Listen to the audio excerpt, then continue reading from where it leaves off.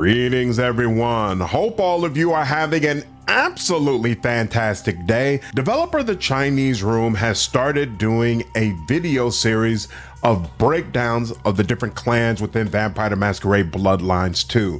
And yesterday, they released a video regarding the Ventrue. So they're going to do these once a week. And as they come out, I definitely plan to review them. And then once we have all of the clans, I'll probably do a video comparing the mechanics in the game to what we've seen in the tabletop. But for now, let's just stick to what is available in the game. And I want to get the negative stuff out of the way first. When we look at this footage, it's pretty obvious to me that the facial animations still look more stilted than they should be. Definitely better than what they were when the video footage for this game first got released, but it's still not what I would expect for a game being released in 2025. And then, of course, the other issue that people keep bringing up over and over again is that we have still not received direct word on what they are going to do regarding the Day 1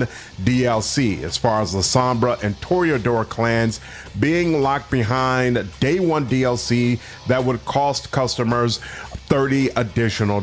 So hopefully we're going to receive word on that soon, but it seems like they're still trying to figure out how they are going to address the backlash. That's it for the negative stuff, so let's get into the positive. First and foremost, the voice acting in this trailer, in my opinion, is pretty fantastic throughout. Fire sounds amazing. Fabian, who again, as I mentioned in other videos, I thought might be really annoying. Every time I hear him talk, it's interesting, it's engaging. I feel like from what we've seen thus far, voice direction seems like an area of the game that's going to be very strong.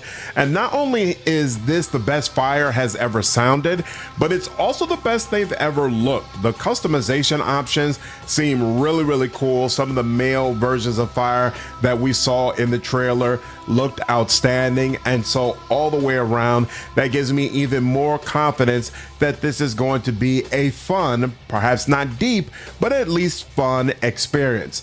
And on that same note, combat continues to be an area that looks significantly improved from the original. So they broke down the different abilities that are going to be in the Ventrue skill tree. All clans receive two passives, one that you automatically get, and then one that you get if you completely max out the tree. And then there are 4 active abilities that you can use. So in the case of Ventrue, their passive ability triggers when they feed, and it causes your skin to harden in a way that makes you highly resistant to damage, which of course is going to be great for those of you who like to just run on in and get things popping.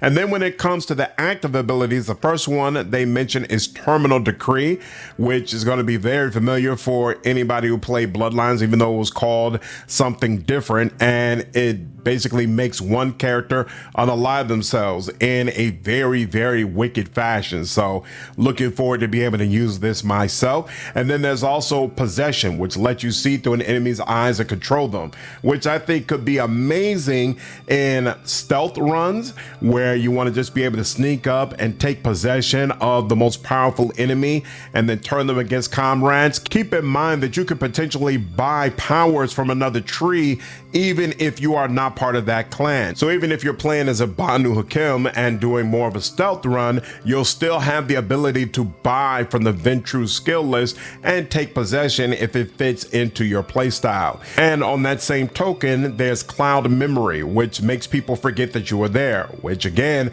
I feel like is going to be amazing on stealth runs. Now it's basically a get out of jail free card where you're not automatically caught just because an enemy sees you. So great stuff. And as you can see in the trailer, it can be used when you are trying to feed from a human and want them to no longer remember that this interaction ever happened.